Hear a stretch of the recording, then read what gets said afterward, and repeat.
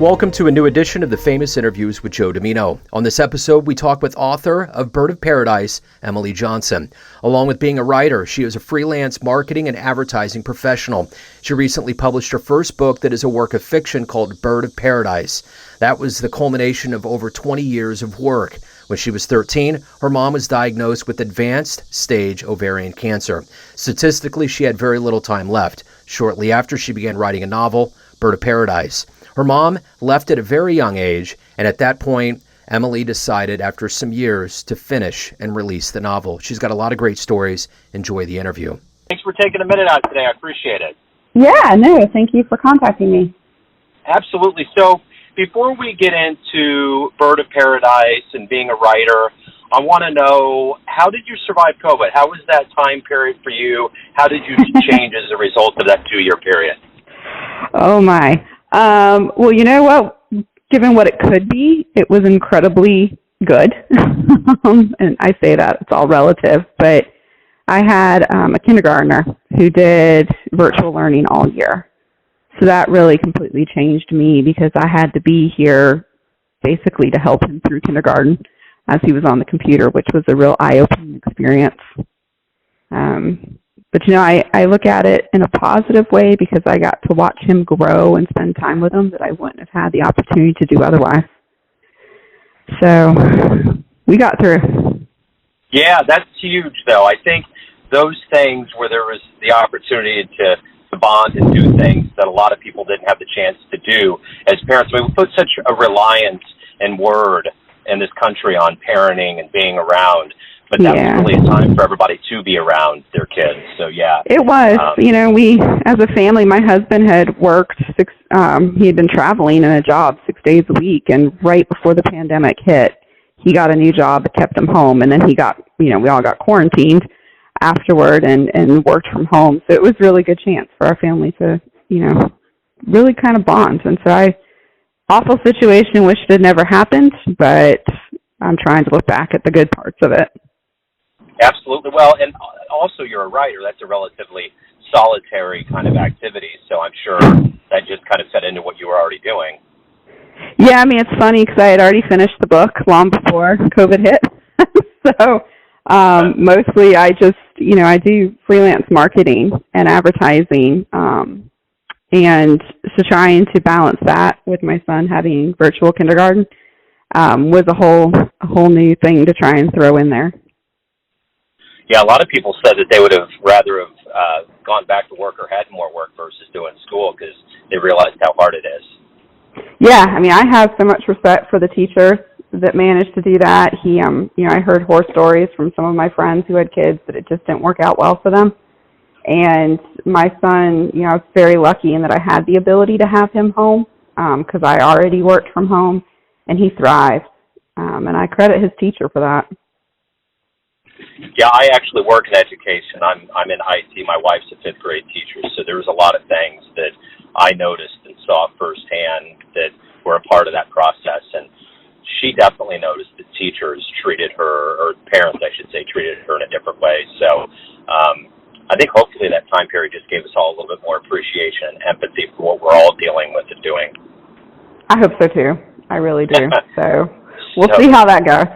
Yeah, right. How long that lasts. I mean, I remember after 9/11, it was like you were hoping something would be more lasting. And, I mean, that was obviously a little bit more of a shorter window. This has been a long time, but we shall see.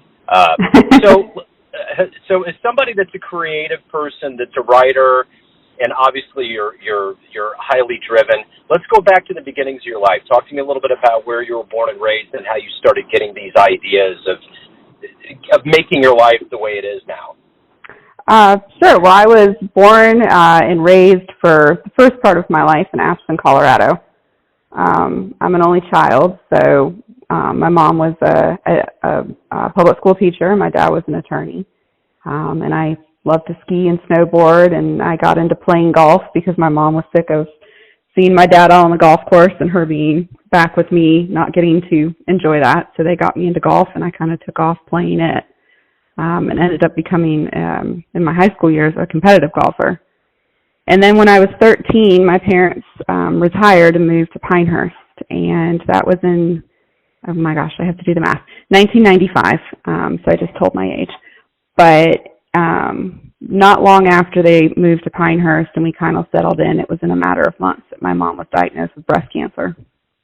And so, apart from making that huge jump from Colorado to North Carolina, then that hit.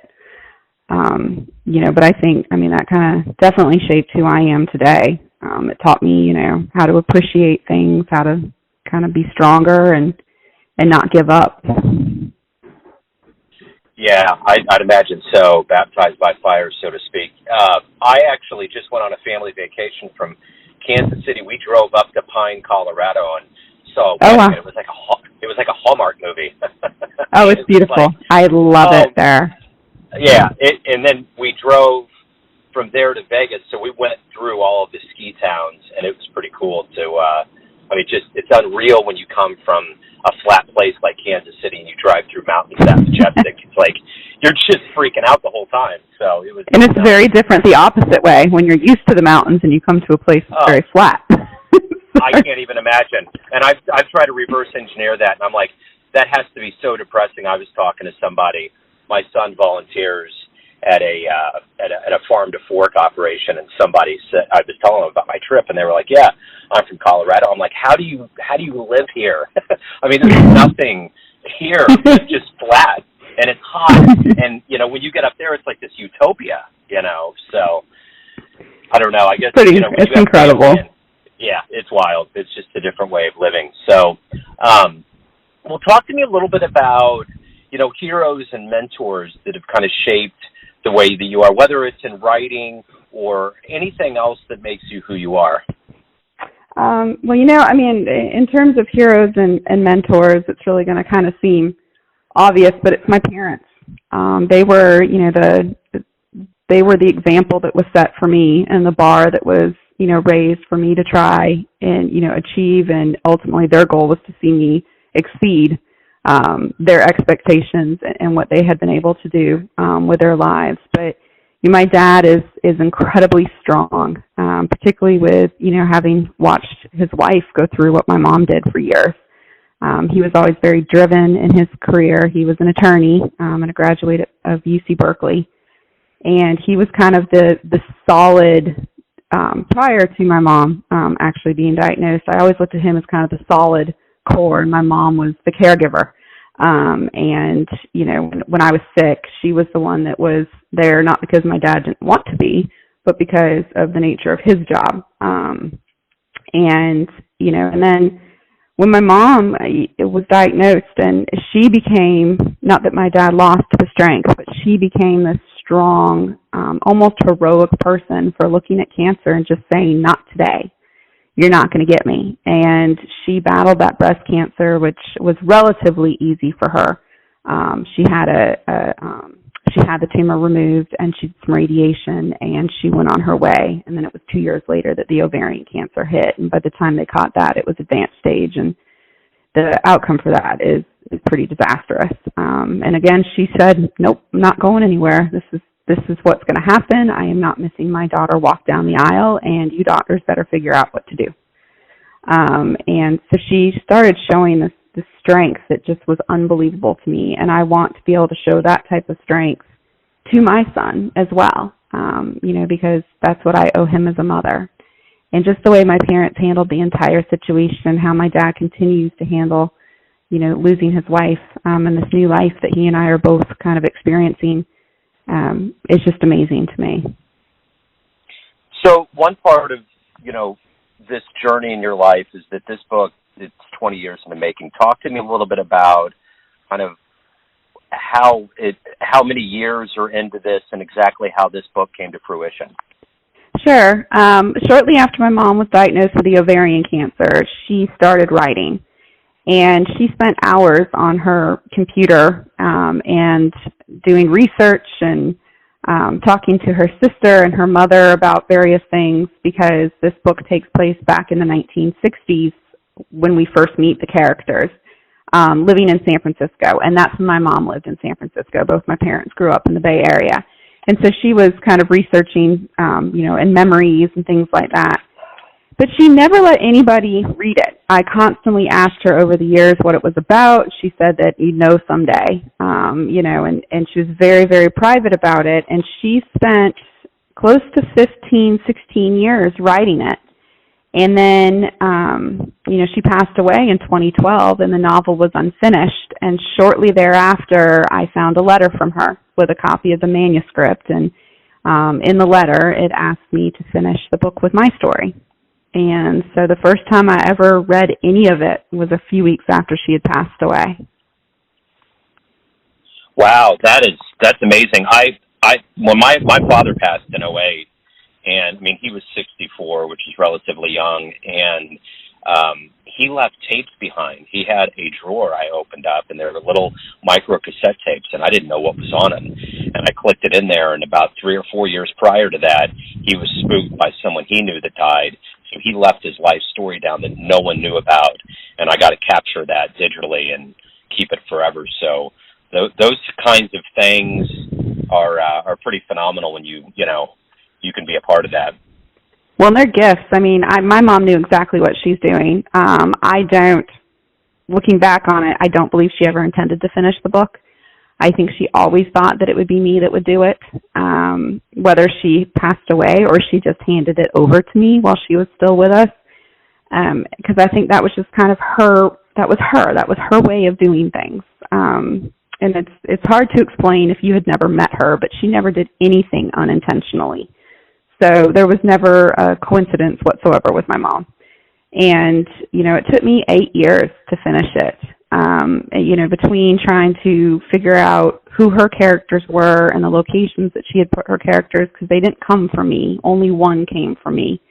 And he was a lot of fun to write that character. But trying to figure that out and then figuring out, where would Mom have taken this story? And once I got that storyline and the story arcs and things like that completed of the characters, then I had to go back to the part she had written 100% herself and put in conversations that would then lead to the ending of the book and the parts that I had written. So, there was that black and white line where I took over 100%, but then there was a lot of combination of the two writers. And so it was about a 50-50 collaboration, but it took me a long time. And in that time I had a baby and I switched careers. So I put it down for quite a while because of that.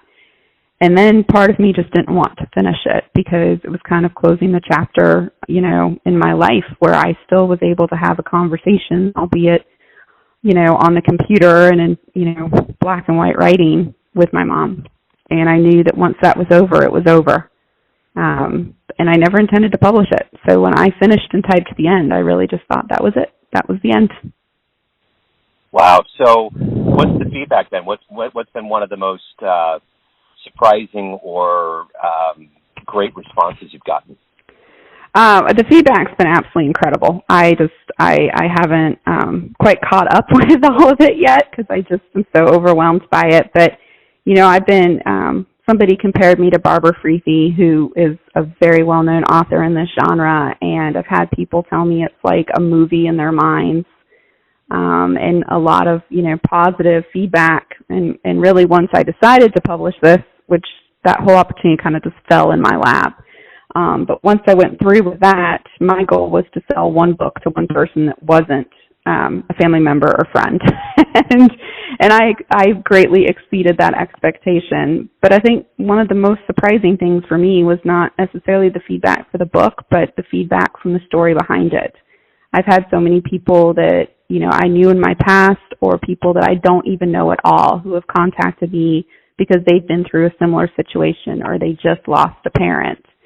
And, I've been able to interview on many podcasts that aren't book related, but they're more dealing with grief and how you come out the other end, and inspirational stories. And that's been a real gift that my mom left me, because 10 years out, I think, I'm still in the grieving process. I don't think you ever fully get out of the grieving process. It just changes as the years go on. And it's almost been very therapeutic for me to talk about it from this perspective, versus, the initial loss. Yeah, I think that's the magic and the power of podcasting, that I think people that do it or are close to it understand. There is definitely a therapeutic aspect to this. I think it just broadens horizons and makes life just so much better. And it was just a complete surprise to me that that's where it ended up going. Yeah. That's the beauty of life. And maybe that's why she did it. I think that's a thing too. Maybe you're figuring certain things out based on her, kind of passing the torch on. I think that's the beauty of life, is that revelations always tend to kind of come to light as time moves forward.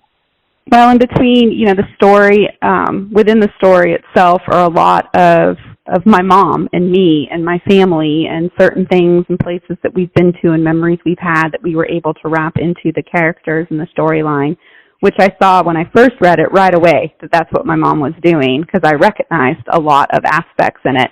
But then I got to be able to do that myself in what I was writing in the story that I ended up turning this into. There's a lot of memories of mine that were very special that I wrapped into the fictional lives of these characters.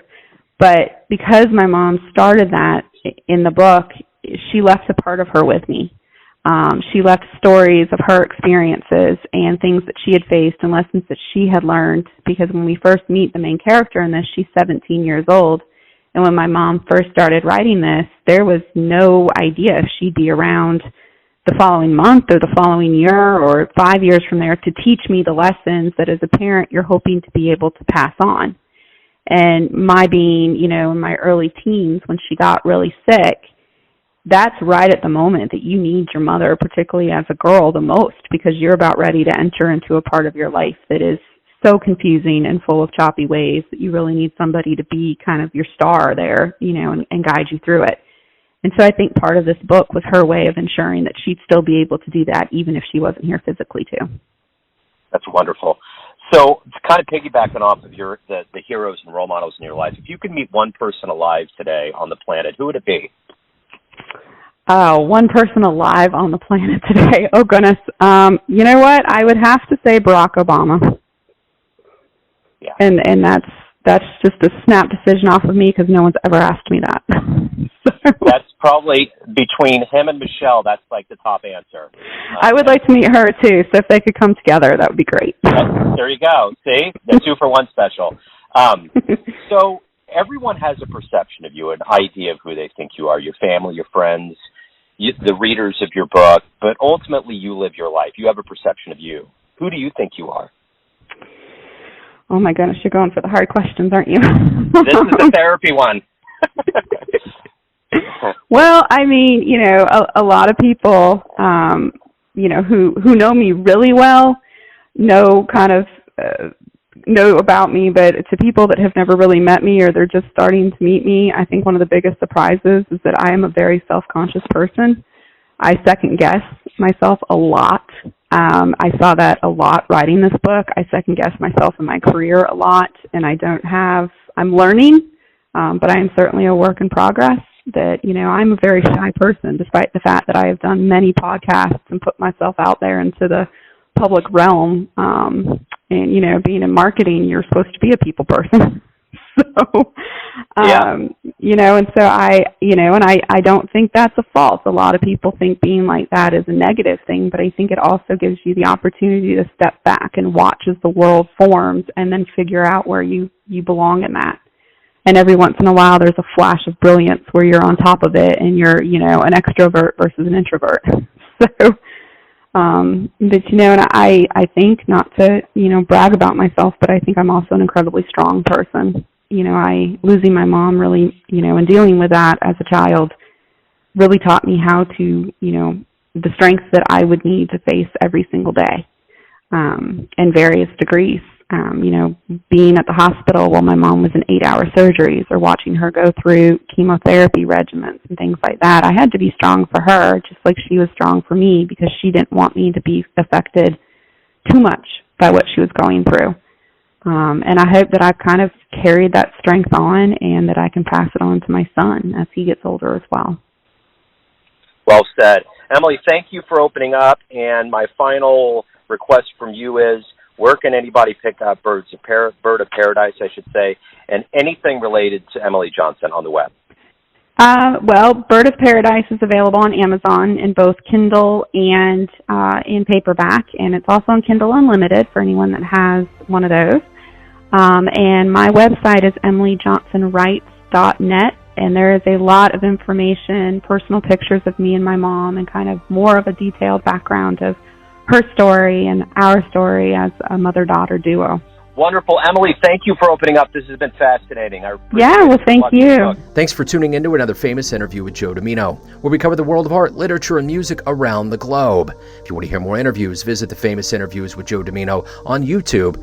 Thanks again for listening, and until next time.